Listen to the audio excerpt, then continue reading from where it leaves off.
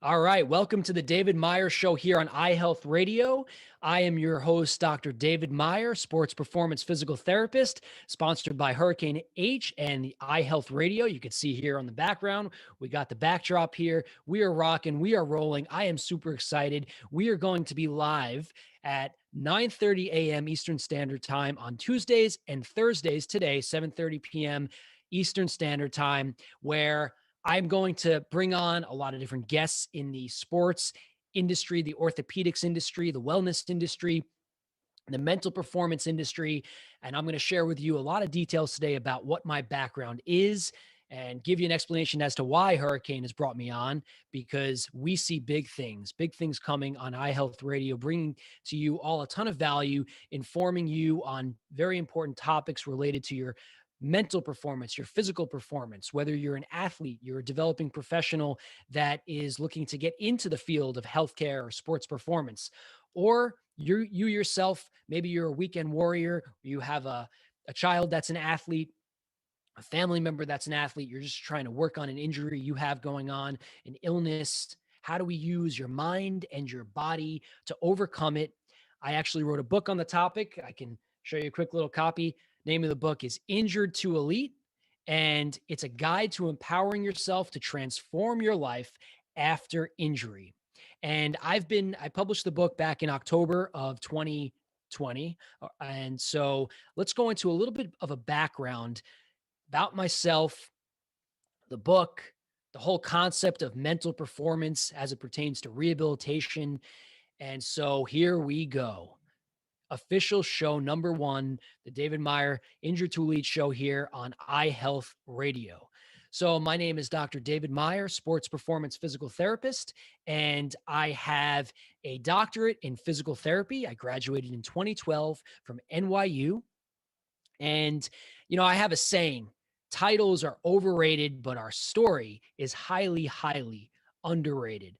And so let's go into my story and my humble beginnings here in New York. I grew up actually in Sheepshead Bay, Brooklyn. Shout out to Sheepshead Bay until I was 5 years old. Grew up with, very humble beginnings with my parents, modest people. I was an only child, am an only child. Grew up with a diehard sports fan father. Unfortunately, a Mets, Jets, Nets, Islanders fan. And both my parents actually worked for the government and helped to provide with me a good way of life, moving out to Long Island, where I grew up as an athlete playing hockey and baseball. And that's where it all started for me. So a little bit of a backstory with my father, whom I really is a legend, my hero. My father passed away in 2006 from lung cancer, and we're winding the clock back. So my father suffered from chronic kidney disease. So he had his first transplant at the age of 18 from his mother, my grandmother, Pearl Meyer, after being on dialysis from kidney failure. Now, this is back in, the 50s and the 60s. Medicine was still emerging and still is, of course. And as a young athlete himself, junior varsity basketball, all these things, his illness really affected his quality of life as a youth athlete. And it made him feel really different than his classmates and his peers. And he actually wrote a college paper at Brooklyn College about the stigma associated with being ill around friends, family, and the people in your life. So it had a tremendous impact on him, and I think it actually connected him more to sports. So he was a diehard Met fan, had season tickets, was there in 1986 when the Mets won the World Series. I have that ticket that he went to Game 7. And so I grew up with this father that was a diehard sports fan, and he really impressed upon me his love for sports, and I developed it as a hockey and baseball player at just the small height of 5'5". I quickly found my own actually on the ice and on the field. On the ice, they always joked around. My favorite song was by Chumbawamba. I get knocked down, but I get up again. And so I would skate through their legs and was skating around players, but I wasn't a big player. I was scrappy. And that's where it all started. Watching my father deal with his illness and go through dialysis, which for those that don't know, dialysis is really difficult for the body. You spend hours several times a week where it cleans the blood, replaces the function of the kidney. And so his kidney failed again when I was still going through my teenage years, or really at the beginning of my tween years, at the age of 13. And he had to go back on dialysis. So his kidney lasted 27 years, medical miracle. Lived a great life, lived great up until that point, and had a great career and raising me, finding my mother. My mother was his absolute rock, his anchor, took care of us and the family, helped get me to the games, all that good stuff. And dialysis really took a lot out of him, and it also had an impact on me. I'll never forget pulling up in Mineola, Nassau County, for those that are in the local region, the tri-state area. When he was going for dialysis, I remember pulling up in the car with my mother, and I didn't want to get out of the car and go into the center because I was scared of seeing people sick and my father sick. This was the man that I'd have baseball catches with and was my inspiration, a very soft spoken man, but also really insightful with the game and encouraging. And just, it was really difficult seeing him not feel his best, although his tremendous optimism leaked over into my life. Even that at that young age, I was just, taking notes at that time informally, right? And so I watched him on that journey on dialysis. And eventually he was on a kidney transplant list, a donor list. And I went and graduated from high school, playing a little baseball. I didn't play my senior year. I got caught up with at the time, my ex girlfriend, spending more time with her and going to her school actually and leaving the campus. And I lost track a little bit with baseball there. And when I got to SUNY Albany studying psychology, I wanted to reconnect with baseball and getting back into sports, because I always knew from that young age, my dream to play at the highest levels. And my favorite movie growing up was Rudy, something my father and I shared as a special thing, our favorite movie together. And I was playing club baseball in Albany, Division One. I would have loved to have played at their Division One level, and I tried out a few times, didn't quite make it. Had one good tryout, one good look, and I played club. So we played Boston University. We played against University of New Hampshire, Hofstra, and I started to get more involved with learning about the fields of wellness. Had my first volunteer experience with Jay Geiger, the SUNY Albany head athletic trainer, and got to see the basketball team there, the Great Danes, their whole, their trajectory there as they were up and coming, and seeing what it's like to be an athletic trainer working with high level athletes, which was really interesting. Although Jay suggested if I was thinking of physical therapy, take a look at that. So my father, back home, I'm now upstate New York after my first year at Nassau Community College, transferring to a four-year program, thinking about maybe becoming a personal trainer in the off season, getting back into my own fitness and working out, which was always a love of mine. When I picked up a barbell when I was 14, 15 years old and realized that I was stronger as the little guy, it was really something that I became quite attracted to. And I decided that I wanted to really start to delve even deeper into figuring out what my career could look like in this world of sports performance. So I took a career test actually while in college. I'm jumping around a little bit, and that career test came back and said physical therapy might be an interesting career choice. And funny enough about it, I actually had a previous experience in physical therapy when I was just a few short years before that. Actually, I mentioned my ex girlfriend there. We were in Long Island on Northern Boulevard and we got rear ended. And so my ex girlfriend at the time, she had some back issues there and my back was a little bit sore. So her mother suggested, hey, why don't you go try physical therapy out? You don't know what'll show up later. You should try it. So being younger, I just took the advice and didn't really know what to expect. And that was my first introduction to physical therapy before even being in SUNY Albany. And there, I actually was just happy to be in a gym setting. I saw all this equipment. They put a hot pack on me. They put this little electrical stimulation where it felt like a bunch of bugs running around my back. Didn't really know what to make of it, but I thought it was cool. Here's a gym. I like to work out. And I thought it was interesting actually because I felt not really that connected to the therapist. I felt like I was pretty much just in there for a free for all. So funny enough, how later in your life come back to the decision of going into the field. So fast forwarding back with that previous experience I had, which I write into my book, Injured to Elite, about what that was like being a patient. I was taking that career test, see physical therapy come back. Now I'm Googling physical therapy, doctor of physical therapy. Ooh, that sounds prestigious for a not so great student. I should mention I was learning disabled. I had an IEP, an individualized education program. I was in resource room, didn't have a ton of confidence as a student. I actually sat on the desk in second grade and they told my mother that maybe I should be on some type of medication or something to help me kind of through that. So here I am, undergrad, father, big sports fan, suffering from his chronic issues, but still positive, getting all these different kind of pieces that are coming together as the perfect storm of, the future me in my field. And so I start Googling physical therapists, and what's coming up is interesting. Functional diagnoses, exercise, manual therapy. I'm like, that sounds interesting. But at the same time, I was still looking into becoming a physician. My uncle's an orthopedic surgeon.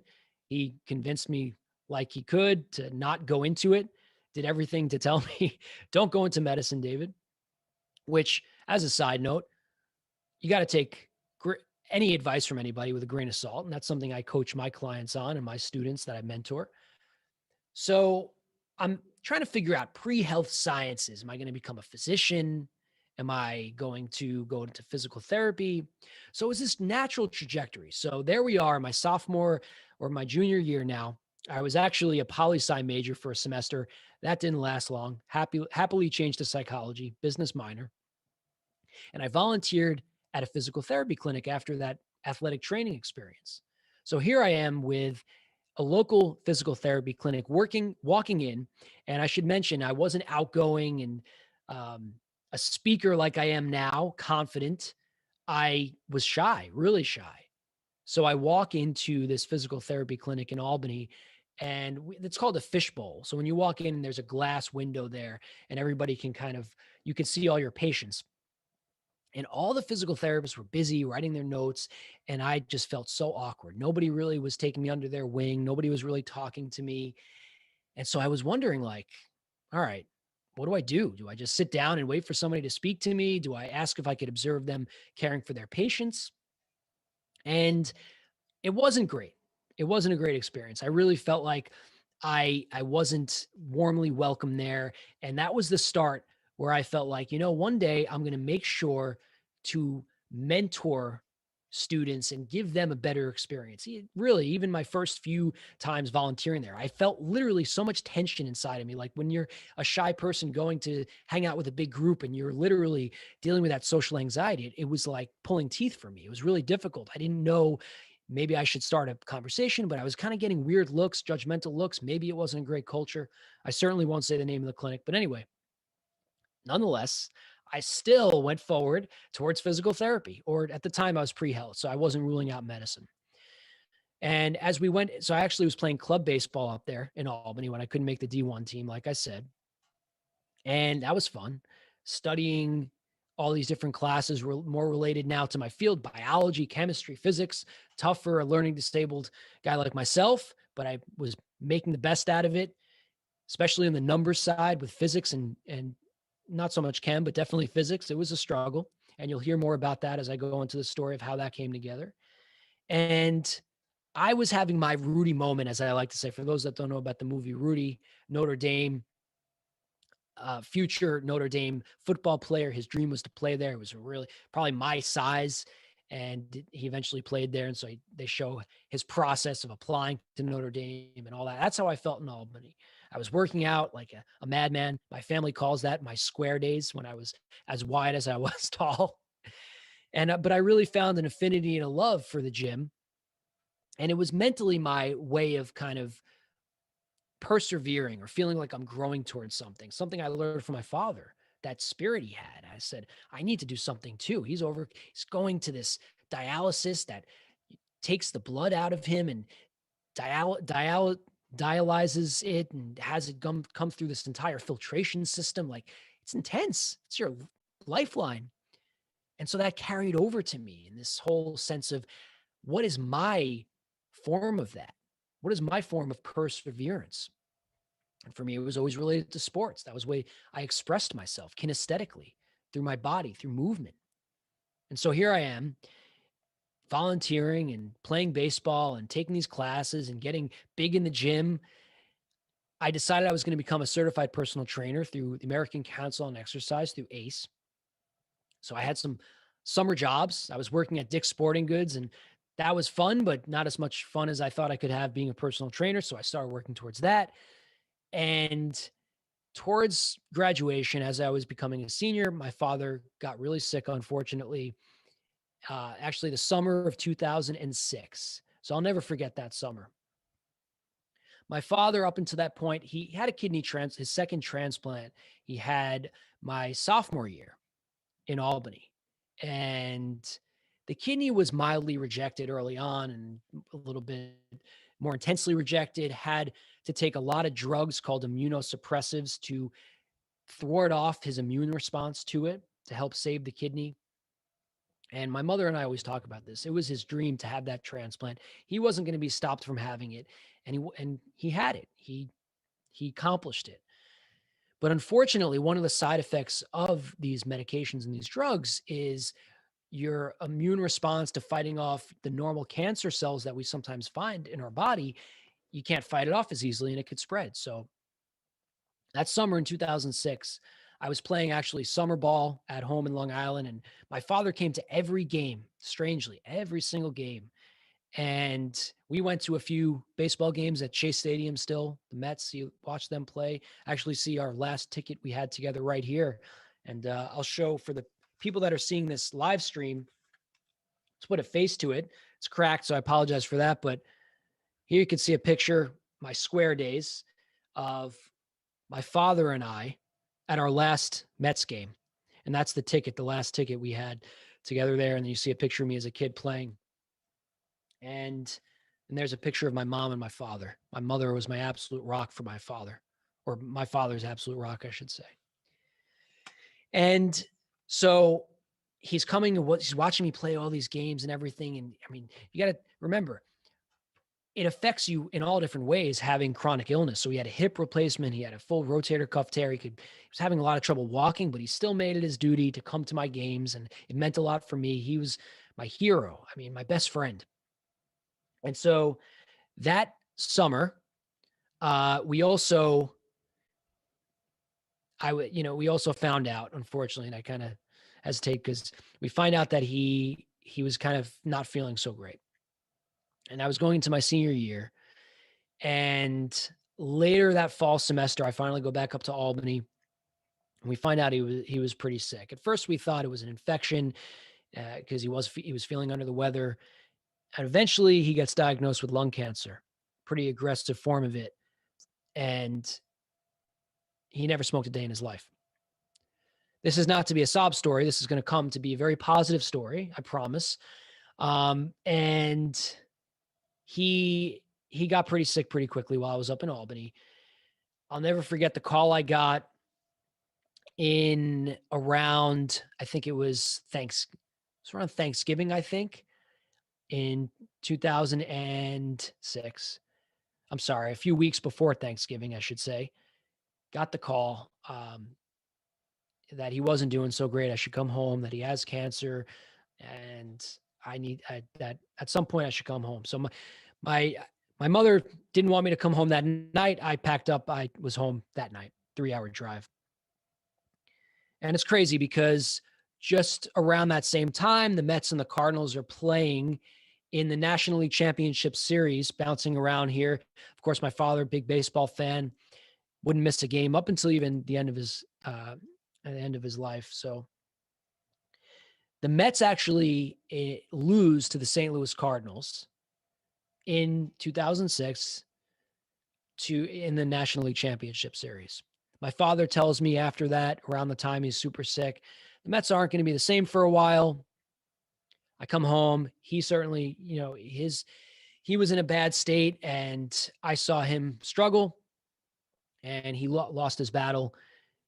He really did fight hard. I couldn't believe how hard he fought.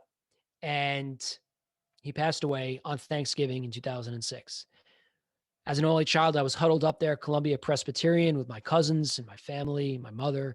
And I vowed to them, I said, I'm going to do whatever I can to make them proud, to make my father proud, to carry on his legacy, what I learned from him mentally. And I was a psychology major, so I knew that there was something out there for me. I was going to somehow get into the sports world, the baseball world, the Mets being the dream. And I somehow returned to Albany after he passed away. I finished the semester out. I graduate on time. And I had some grades. I remember I was pre-med then. I had some grades I wanted to fix up. So after I graduated, 2007 now, financial crisis among us, and it all collapses. I didn't know what to do to earn an income. I'm back home with mom, and mom and I are having tough situations about finances and about how we're going to take care of that and how I'm going to even have a car. And we figure it out though. I decide that I was going to go back to Nassau Community College. So I have a bachelor's degree in psychology, business minor here, 2007. And I say, I think I'm going to go back to Nassau Community College and retake physics because I wasn't going to let anything get in my way of getting into a professional health related field or academic program at this time. Even though I wasn't positive yet, it was slowly becoming physical therapy, especially after I lost my father. I really felt like my way of getting into sports medicine would be physical therapy. I should mention organic chemistry kicked me in the butt. And that was the kicker. Thank God, really. And I decided physical therapy was it. I was going to really clean up my academic record, make it as good as possible. And the nice kicker here, I was going to play junior college, official college baseball. That was really important to me. Not a lot of people get to play in high school, let alone college. Professionally, I mean, that's a minuscule amount, right? The big leagues, even more minuscule. So we'll see the story come full circle. And you'll learn how I had my version of even the professional world, the major league world. So here we are, 2007. I'm retaking physics, and I walked on to the junior college baseball team at Nassau Community College. And JUCO baseball and sports is actually pretty competitive because a lot of them are they transfer to a bigger school, Division I school eventually. I know we have a wide audience, not everybody's sports lovers, but this is going to apply to everybody and anything related to personal development, really. So I get to live out my dream of playing college ball. I didn't get a ton of at-bats, but I had a game-winning ball, game-winning run. I worked really hard. I'll never forget the respect I got from some of the players. And one of the catchers, he came up to me once. He's like, "I respect you, Meyer." What he meant was the 21-year-old who has a degree already going back to junior college to still live out his dream of playing JUCO. And it was seen by them. And so there I was playing, finally living out the college experience. I felt like it was my connection to my father still to stay around the game, and did well in physics. At least got I think it was a B or a B plus at least. So it was better than the C I had. C's are not degrees when it comes to pre-med. And I applied to NYU, my 2008. Got a job as an aide, was working out like a madman, benching 335 pounds for 2 reps, squatting 385, deadlifting 405 pounds. For a 5'5" guy, that's not bad. And I was just working as an aide, physical therapy aide, Orthopedic Associates of Manhasset, Nassau County. Shout out to them. And I finally get the letter from New York University. Remember, a few years before that, losing my father, didn't even know if I'd be able to graduate on time. I find out that I was accepted into the NYU Doctor of Physical Therapy program. This was really a Rudy moment for me. It was a magical moment. I felt like I knew now I had that. And you're going to hear me talk a lot on this show about belief. And I should have mentioned this earlier on the radio. I think I mentioned it on the live stream, but I'm going to be going live on Tuesdays and Thursdays. Tuesdays at 9:30 a.m. Eastern Standard Time, and Thursdays at 7:30 p.m. Eastern Standard Time on iHealth Radio. So on the app, on the Facebook live stream, all those things. If you're listening, you know where to find us. So the David Meyer Injured to Elite show is going to be on there. I'm going to be bringing on people in my network and also myself doing just some solo episodes where we talk about different topics related to mental performance, physical performance, rehabilitation, getting through injury, building the career you want, the life you want, all those great things, all related to my profession. So Getting back to the story, here we are. I get accepted to NYU's Doctor of Physical Therapy program in 2008. And I felt like I was off to the races. And I really felt like I can believe that it's possible. You know, the New York Mets, their saying is always believe, which funny enough is becoming quickly more and more my motto every single day. And I start the program out.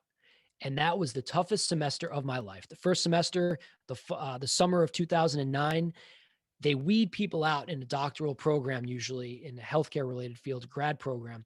Took a gross anatomy and cadaver lab and histology, study of cells. And it was crazy difficult. I studied harder than ever before because really undergrad studying is interesting. If you're interested in the class, sometimes you can just kind of go by the lectures. Sometimes you have to do more work. For me, I needed to study hard. And I'll never forget day one, NYU DPT. I meet Sharif Tabah, who owns a really successful physical therapy performance recovery center down in Florida. Shout out to Sharif, called Athletics Rehab and Recovery. He works with all kinds of NFL ball players, Alvin Kamara. And on our first day, Sharif and I, we graduated together. So Sharif and I were going to Dunkin' Donuts for iced coffee. If you're in a physical therapy program or a pharmacy program or physician's assistant, nursing, medical school, you drink a lot of coffee. Sorry if I missed any kind of programs out there, but coffee becomes your best friend. So Sharif and I were getting our Dunkin' Donuts coffee, and Sharif and I quickly, we introduced ourselves, and it's funny, we had our little meathead moment. Remember, I was big into the gym then, and we were the two coined meatheads of the physical therapy program. The two that got involved, obviously, because their love for physical fitness and sports. And Sharif goes, "Yeah, I want to work in football." I'm like, "Oh, I want to work in baseball." And so quickly, it's funny, as you'll learn, how we both lived that out and we had our intention, and intention is so important. So I'm here at NYU starting the program out, and I'll never forget running into the hallway with one of my professors, Kevin Weaver, who was a real strong mentor of mine. And I asked him, I said, "Professor Weaver, what can I do to work in sports?" Now, back in 2009, there weren't a ton of physical therapists yet that were working at that level in professional sports. Because as you'll learn from me, more recently, the sports and performance world has gone through a renaissance of recent times over the last decade. And so in 2009, it was just growing. So he said, if you want to work there, maybe get to know the agents of the athletes. That can help. And by no fault of his, this was the best advice he can give me. And I appreciated it. I took anything I can get.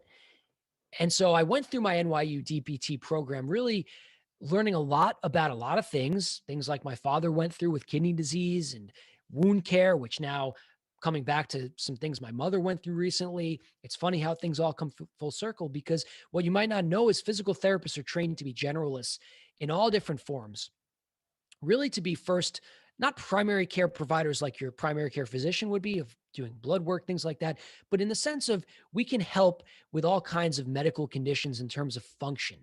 Our big thing is we help people live their lives with more quality, improving function, which can mean a lot of things, of course. But at the same time, as I was finding myself in these classes, I was wondering, well, when are the sports classes coming? So I sought out some really good experiences related to orthopedics and sports medicine. Columbia was one of them, had a great program. And I had the intention, and you'll learn from me, belief, intention, so important. No matter what it is you're looking to do, having intention is so important. He or she who aims nowhere goes nowhere. So while I was a student, I had this one thing that really stood out to me. I always made sure to keep my story alive and have intention. Let the story of my father and my experience as an athlete not go to the wayside, and not get distracted by being in this classroom and sea of other students that were there. And at times I got distracted. We celebrated when we had our tests, rightfully so, in Manhattan, right? But I still remembered my story and what I wanted to do with my life and work in professional sports at one point. So eventually I graduate 2012 with my doctorate in physical therapy from NYU. I was super pumped, finally going to make some money. And I got my first job in Westchester working for a clinic called Pro Sports Physical Therapy. And when I mentor students, I talk about find the heavy hitters of the field. you really want to identify who are the people out there that are going to connect you through those degrees of separation to where you eventually want to be. And so for me, Tim Tyler was a big person in the field, in the sports world, the American Sports Physical Therapy section, the APTA, shout out to them. And he connected to me to a lot of these heavy hitters, some being um, Mike Reynolds, Sue Falsone, who else? A lot of really important people in the field. And funny enough, so I was working for Tim and I got my reps in. I think it's really important early in your career to get reps in before you get the dream job. So I was getting my repetitions in, working with athletes, high school level, college level. And I had my first professional athlete I worked with. It went terribly. He was a pitcher for the Reds and he tore his ligament in his elbow right here called your UCL. And he had Tommy John surgery. Tommy John was the name of the first pitcher to have the surgery to replace a ligament or reconstruct the ligament in your inner elbow. Very common for pitchers to have this damage. And the rehab didn't go great for him. The rehab went well, but then he retore his ligament. And so I knew I needed to learn more. I needed to identify where should I go to really equip myself with the knowledge, the specialized knowledge. Because remember, PT school was very general. And hopefully these things can carry over to everybody listening in your own world, in your own industry, because I don't just work with people in the sports world. I like to work with people with any kind of ambitious dream in whatever discipline that requires high mental performance. So I was at a seminar in Las Vegas in 2012 right now that I was fortunate enough to go with my boss and some of the staff there because he had a lot of connections and he would speak there, Tim Tyler. And I was introduced to Mike Reynolds. Mike Reynolds is a heavy hitter in the sports physical therapy world, worked for the Red Sox. And I was having a conversation and I asked him simply, I said, Mike, my dream is to work for the Mets, of course. I'm thinking about doing a sports residency program, which wasn't that common yet to be done. And Mike goes and says, well, Dave, if you want to work for the Mets, then you should be going to the hospital for special surgery and doing their sports residency program. Very eloquently, very simply. Why aren't you doing this, Dave? And I thought about it. I was like, yeah, Mike, you're right. Totally.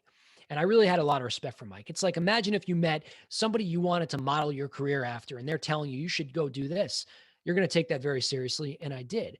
And so I applied to the residency. They would accept one resident every year. So as a sports resident in physical therapy, you get more of the on-field component because as physical therapists and not as athletic trainers, we don't get as much sports related experience. We might get it in one internship or clinical affiliation, as we call it, but we don't get that at the masses like athletic training students get. So the sports residency allows you to be immersed on the field, the emergency management of injuries, on the field, and also the side of surgery, being in the operating room and being alongside the physicians that are performing ACL reconstructions, rotator cuff repairs, all these things that you rehab in the clinic, but you don't necessarily get to see in the operating room. And so I applied. And HSS, their tagline is where the world gets back into the game, I think. So people come from Dubai there to have surgery. It's unbelievable. And they're world renowned. They have some of the best surgeons, Dr. David Alchek, Dr. Brian Kelly, one of the best hip surgeons out there. Anyway, if you're in the tri-state area, you've probably heard of HSS. So I apply, and guess what? I hear back. I get an interview. And on the interview, now I didn't tell my boss, which is kind of an interesting topic, who actually I knew a lot of people, but I still didn't tell him. I didn't know how he was intimidating. Tim is an intimidating guy. He'll hear us on iHealth Radio one of these days, and he's a wealth of knowledge, done a lot of great research. But I was a little intimidated, and so I go on the interview. HSS, I call them the HSS firing squad on the interview. All these senior therapists and clinicians that have all these big accolades in their career, and so I get asked a bunch of questions, one being, what do you want to do? What's your career trajectory? And I was straight and honest with them. I said, my goal, my dream, or I call my big thing, Jay Papasan wrote a book with another author called Your Big Thing. I take that to heart. For me, it was I want to be in the dugout next year. And for the non-baseball people out there, that means I want to be on the sidelines. I want to be in the game. I want to be in baseball. And they gave me a look. They're like looking at me for live stream people watching. They're kind of looking at me like, okay. And they're vetting me. They're only choosing one resident a year to come learn from them. And I felt like I was so deflated. I'm like, I screwed it up. I'm not getting this. They don't want somebody so targeted and specialized. Maybe they want somebody that wants to work for them. Funny enough, I get the response from one of the clinicians saying, well, maybe that'll happen in 5 years, not in 1 year. And whatever happens, I hear back from them. They choose me. And the way I found out was really funny. So I go into work one day. Tim Tyler pulls me into his office and he says, Dave, you're no longer working here. I thought I was getting fired. I was behind on some notes and documentation. So I was like, oh, that's it. First year and a half as a PT, and I already screwed it up.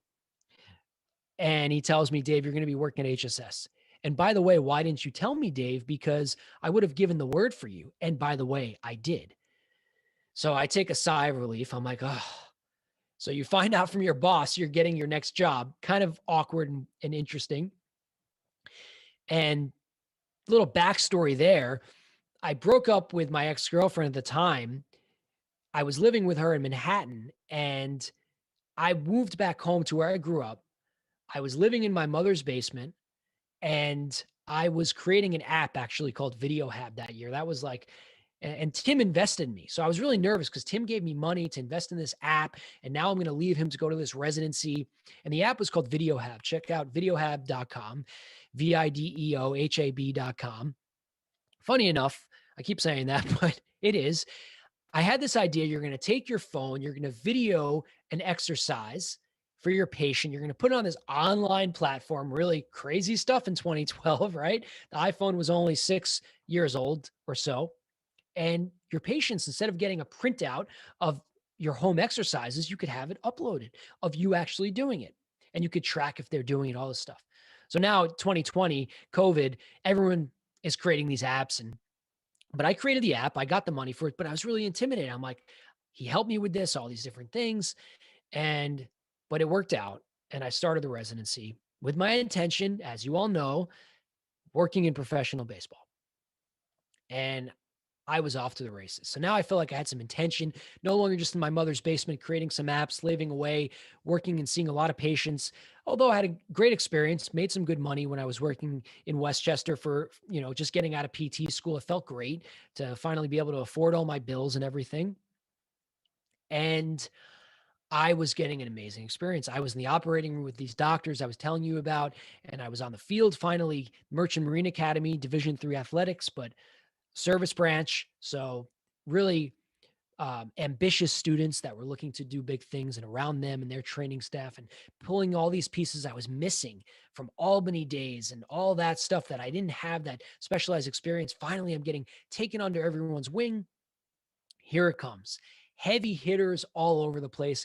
HSS is over on the Upper East Side, 71st in York, and I loved it. Amazing experience. Any clinicians out there or PT students or any students out there that are looking for specialized experience, go for it. Give up a salary for it. Give up your time for it. It is worth it. And so for me, I was getting all this great stuff. Now, it wasn't baseball specific, remember, but the HSS, they take care of the Mets. They take care of the New York Rangers. They take care of the New York Giants. So I was getting all these different pieces of experience. And one of the clinicians out there, so John Kavanaugh, my director of the program, shout out to John. He accepted me in there. So grateful. And one of the therapists, Mickey Levinson, who unfortunately passed away about a month ago, was the New York Mets consultant for rehabilitation. So he would drive over there from HSS to Citi Field, and he would help with the athletes rehab, the Mets rehab. And I was fortunate enough to be mentored by Mickey. And every day, almost every day, we would try and find out what kind of experience I can get to get me to go to the Mets with him for a day at least. And no resident yet was taken to Citi Field to learn and observe and shadow him and see what he would do with the players. So we kept on putting it out there, intention, right? Simply asking. And actually, John went to bat for me. He said, Mickey, Dave would love to be there. He's really ambitious. What can we do to get him there? And Mickey had a lot of people breathing down his back in terms of the Mets staff because he had to answer to their front office and make sure that he wasn't stepping on any toes because that's obviously a very prestigious role he had. And so 6 months go by in the residency, and Mickey comes to John and says, I just got word from the front office that we can bring a resident. Dave is going to be able to go to Citi Field. So we talk about Rudy moments, as I was saying earlier, the movie Rudy. This was like the ultimate one. John says, Dave, I got news. You're going to go to Citi Field. So this was an unbelievable experience for me. We're leaving one day in the clinic. Mickey packs up. We leave and he drives out to Citi Field with me out of the city. And I'm like, I have goosebumps. I'm like, this is unbelievable. So anybody that knows New York Mets, one of their trainers for a long time was Ray Ramirez. And Ray's claim to fame was actually he would wear the baseball pants, and not a lot of trainers would actually wear the uniform. So Ray comes out there, he brings me in, and he's bringing me into the training room. So now I'm walking in there with Mickey and Ray Ramirez, and I'm running into people like David Wright, and David Wright is brushing up against me. And, I was I was a little starstruck. I'll be honest, right? That was my first professional athlete that I was getting I rehabbed a few, but this was big time, right? David Wright was a famous Met. And I'll never forget, he said to me, Dave, make sure Mickey shows you how to plug in the stim machine. Because the joke is, I guess Mickey he was busy with players and he forgot to plug in the stim machine for David Wright. And it was really endearing because David really respected Mickey. And it goes to show the effort Mickey put forth of making sure that they had good rehab. And so here I am on the field, Citi Field at the time.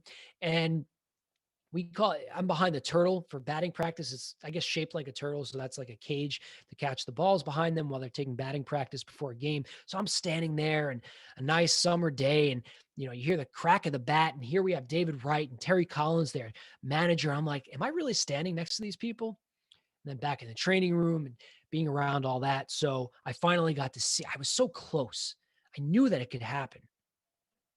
So going back to the residency, as I was finishing up the last 6 months of it, I knew that I was so close. I had to put everything I could on the block and really put myself out there. And one of my mentors, who such a special therapist, and I went up to Pete Drayevich one day, world-renowned therapist, used to work with Greg Norman, one of the top golfers, PGA Tour golfers, and all these greats.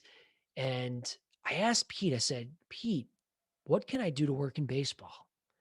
And he gave me like a look, pretty much like, he was thinking about it. He didn't want to give me a quick answer, just like that professor I had in PT school.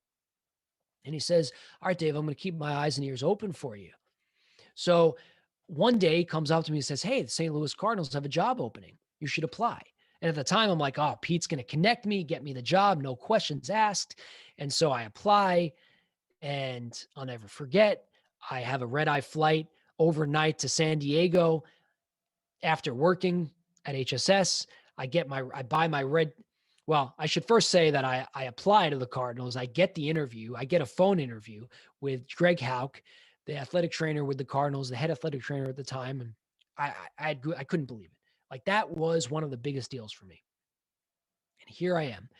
So I get flown over to San Diego, the winter meetings in 2014, and I'm getting my red tie, making sure that I'm showing the right team colors as I go on the interview, do my research, figure out when they won the last World Series, get the generic stuff. And just a little note to all the listeners, do your research, find out the degrees of separation, get the team colors, maybe in whatever you're wearing. But beyond that, make sure you get an idea of what the team philosophy is or the corporate philosophy is. Figure out what they like to hear, because then you can tie that into your story.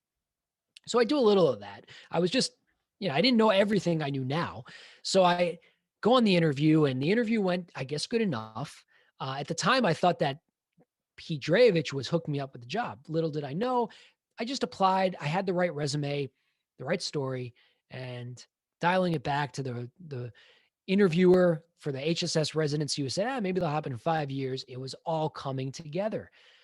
And so I interviewed, I flew back, I worked the same day. I didn't get any sleep. So I had that red eye back and forth. The winter meetings, they all come together in baseball in the off season. So it was towards the end of my residency. And after the residency, I didn't even know what I was going to do. So everything at the 25th hour in my life always seems to just come together. Crazy enough. And I have to remind myself of that, funny enough. And I'm in Lake Placid, upstate New York, Olympic Training Center. They have the bobsled event. Probably familiar with bobsledding from the movie Cool Runnings. Shout out to the 90s movie.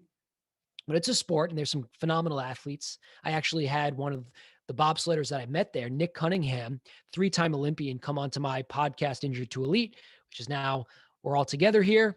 iHealth Radio, Injured to Elite. Check it out. You could just Google me, Injured to Elite. Check me out at drdavidmeyer.com. But I'm there in Lake Placid, and I get the call from Gary LaRocque that this is how it went. I'll just tell you. Hey, Dave, we'd like to, offer you the job with the St. Louis Cardinals as medical and rehab coordinator based out of Jupiter, Florida, their spring training facility. And I was so ecstatic. I'm here in the mountains on a bobsled track, and I'm like, okay, great. And he's like, well, does that mean you're taking the job? And I say, yes, I'm taking the job. And I guess he was surprised as a business guy. Gary LaRocque was the director of player development there. He's used to business, sports contracts and things and negotiations. I didn't negotiate, lost my opportunity to do that. Note to all you listeners, make sure you remind yourself that you might be able to negotiate a little bit, but I didn't care. It wasn't about the money. This was my dream, my father looking down on me. And looking back 9 years before, the St. Louis Cardinals playing the New York Mets in the NLCS, my father telling me the Mets aren't going to be the same for quite some time. And the Cardinals, the team that beat them, now hired me. And so back then, I threw my dorm room chair when the Cardinals beat the Mets, Yadier Molina, their catcher, and they struck out Carlos Beltran, a 3-pitch sequence. I'll never forget that. And Adam Wainwright was pitching. And now I'm working for the Cardinals in 2015. I got the job. I accepted the job. Spoiler alert. And there I am in Jupiter, Florida, in Southern Florida, overseeing their entire medical and rehab program. And now we have Yadier Molina coming in every day in front of me, and I'm meeting him. And I'm like, man, he's a nice guy. I guess I shouldn't hate him so much as a Met killer.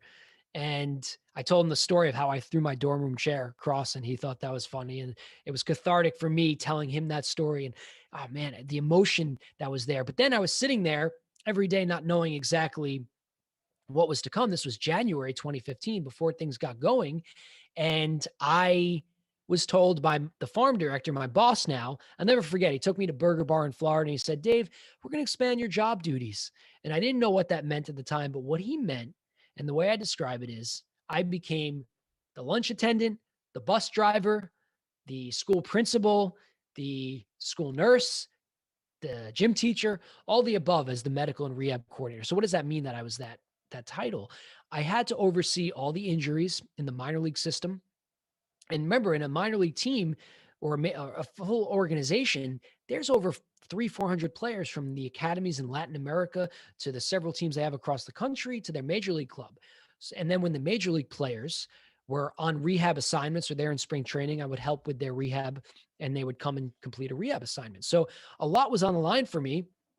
And I was pretty new to all this. I didn't really, again, physical therapists don't get a ton of this training in PT school. And then even in my sports residency, I got a taste of it. But here I am doing it. So let's talk about the good side, though. I'm here having a catch with professional athletes and getting to live out my dream. Remember, I barely got to play college baseball, and now I'm having a catch with players that throw 98 miles an hour plus 100 miles. Actually, Jordan Hicks was one of the players I worked with who throws 105 miles an hour. One of my first years with the Cardinals, I was rehabbing him. So now speeding up a little bit, I'm working with the Cardinals, living out my dream. Here it is. And a year into it, I'm learning so much so quickly, handling throwing programs, handling the strength and conditioning, the rehab. And remember, I was a psych major, right? Psychology. And seeing how my father was so positive and how he had that psychological flexibility, we call it, or growth mindset that Carol Dweck and Angela Duckworth in the book Grit coin. And I noticed that the players were going on one of two trajectories. Either they were rising above their injuries and going on to higher levels of success, or a lot of them were, their careers were fizzling out. And for those listeners of iHealth Radio, you saw me coming on to a show that I did with Hurricane, and I shared some of these things, but I noticed that there was something missing here. And so there was a specific moment. I had a player who was going through a tough time with his injury. He had a Tommy John surgery where he had the reconstruction in his elbow, and his rehab wasn't going great. And he was somebody that was destined to do, he was signed for a good amount of money, a bonus, they call it, signing bonus out of junior college, but his rehab wasn't going great. And eventually he did transition out. He made it back to a team. And one day we come back to the facility. So there's this one day I'm sitting there, I see him on the training room table, sitting cross-legged, and I felt negative energy around him. I felt like he wasn't doing so great. And I consider myself an intuitive empath. I felt the energy. And instead of me taking the time to speak with him and bring him into the training room office, I felt like I was overwhelmed with everything going on around me in the training room and making sure the throwing programs were going right. And I was sending players to doctors. Remember, in the sports world, you have like 15 players that can come in at the same time. So here he was, and I missed that moment. I just kind of made light of it. I made a joke a little bit, not of what he was going through, but just tried to lighten him up a little bit. But then 6 months or so go by, and I find out that we come into the facility one day, and we're told one of the players attempted, thank God, unsuccessfully suicide. And I was so mad at myself. I knew that I missed it. I knew that well, not that I missed it. I sensed it, and I didn't do what I know I could have. So it was that moment, and then a few situations that occurred, and I'll protect the privacy of certain players and not share some of these stories, but I knew that there was something missing, and it was the mental side of rehabilitation. These athletes were going through an identity crisis. And I'm sure a lot of you out there, whether you're going through any type of injury or illness or a family member is, it challenges your identity. When you played a sport at a high level your whole life and you're injured, everything's on the line. Transitioning from sport into the real world is very difficult. Transitioning through injury is very difficult. And I realized that my psychology background, my father, what he taught me, my own, being a short learning disabled athlete, what it taught me, my own perseverance, that I can equip these athletes with something outside of the physical side, the mental side. So I spent 3 years with the St. Louis Cardinals. In 2017, I transitioned out, and I met my now fiance, Olia. We relocated to sunny Los Angeles. On our first date, we said, we both like to live in LA. And so I decided, after working for the Cardinals, I wanted to better represent athletes without the bias of the team. Not that the Cardinals were specifically biased, but just because sports is a business, right? So I wanted to be just directly with the players, their agents, and I created a company called Pipeline Performance to broker and enable the medical needs of athletes. And I moved out to LA, worked for a physical therapy clinic called ADI Rehab, where I helped to build a little bit more of a performance culture and model there, worked with more athletes, tried to get Pipeline Performance off the ground to the level I wanted to. Then I'm working with with general population people, going on my own personal development journey.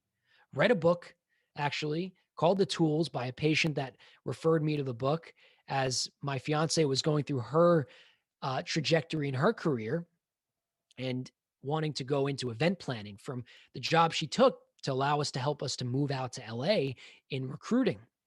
And I'll never forget my patient Garv. He says to me, Dave, why didn't you just let her quit? And at the time we were nervous about how we were going to afford our bills. And we read this book, The Tools, which talks about these higher forces and these different tools you can use, actionable tools, because the writers were clinical psychologists. They weren't happy with the Freudian approach, the psychodynamic approach of psychology, and they wanted to give people more. So anyway, read the book, decided that we're going to tap into these higher forces of overcoming fear and using gratitude and gratefulness and all these things.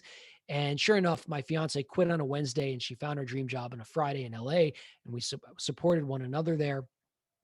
And I realized that our own personal development was taking off, and I was meditating daily. My mentor, John Denny, who I'll share much more about in future episodes.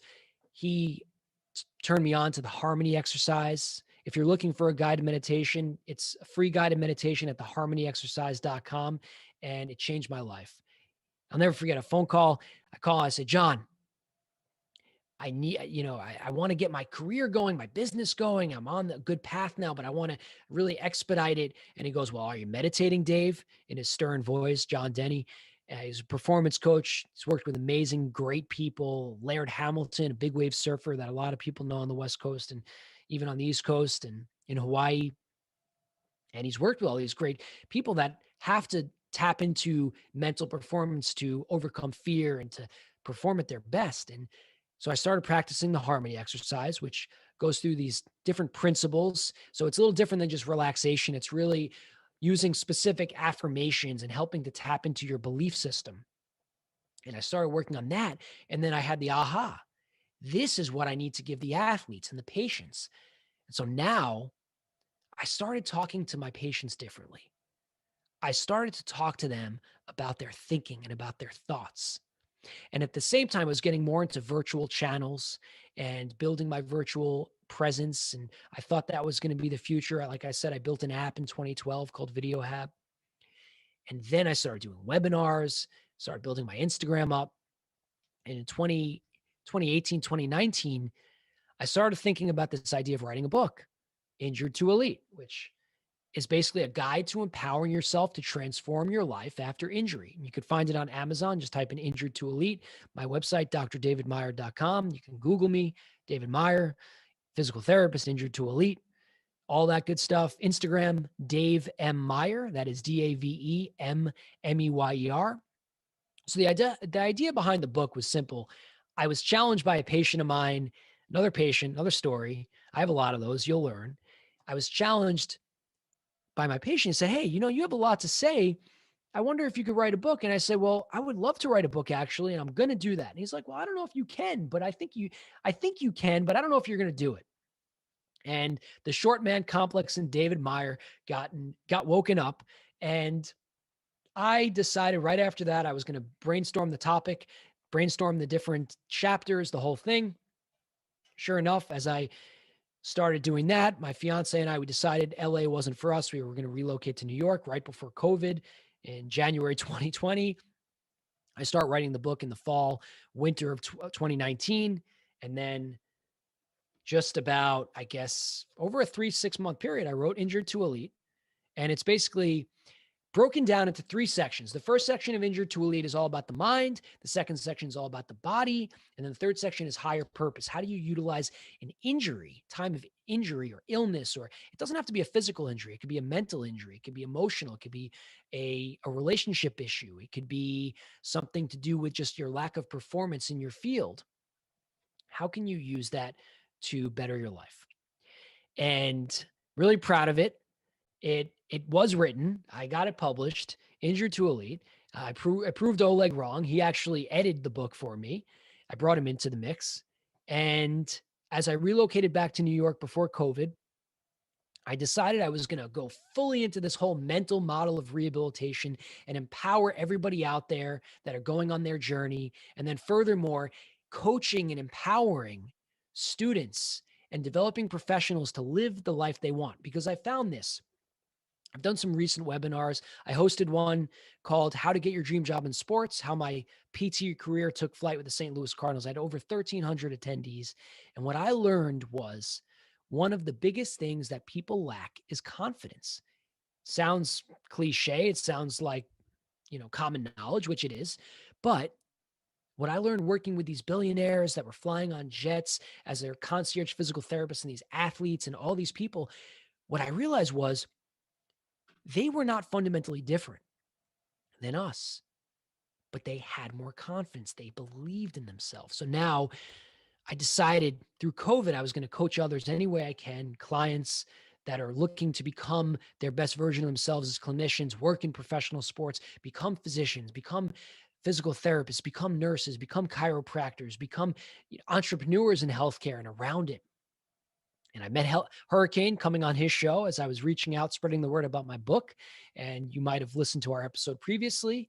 And so, this platform here, as I wrap up and bring you up to speed, as we only have a few more minutes, iHealth Radio and the David Meyer show and the Injured to Elite show here is going to be a time when I talk to you about stories of those that have persevered through injury. I talk to you about how you can build the career you want in the field of sports performance, healthcare, and even outside using the same strategies. Because let's face it, the recipe is the same for different disciplines. There's just some different idiosyncrasies, right? So I'm going to bring on people in the Injured to Elite network that I've built, my community, and share their all different stories. And I'm really excited. I want to shout out to Hurricane and really thank him for this opportunity. This is going to go stream on different channels on the Facebook group for iHealth Radio, the iHealth Radio podcast, the Injured to Elite podcast. Check out Instagram, Dave M. Meyer, Hurricane H, iHealth Radio. We'll be here again, wrapping up on Tuesdays at 9:30 a.m. Eastern Standard Time, Thursdays, 7:30 p.m. Eastern Standard Time, where we're going to be live. It's going to be fun. We're going to get guests on. We're going to bring a lot of experts on here in the health and wellness field. All for me, the theme is, of course, mental performance, how that can impact your health, how it can impact your rehab. And thank you all. We're going to come off the air now. So I want to thank everybody again for listening, and we'll talk soon.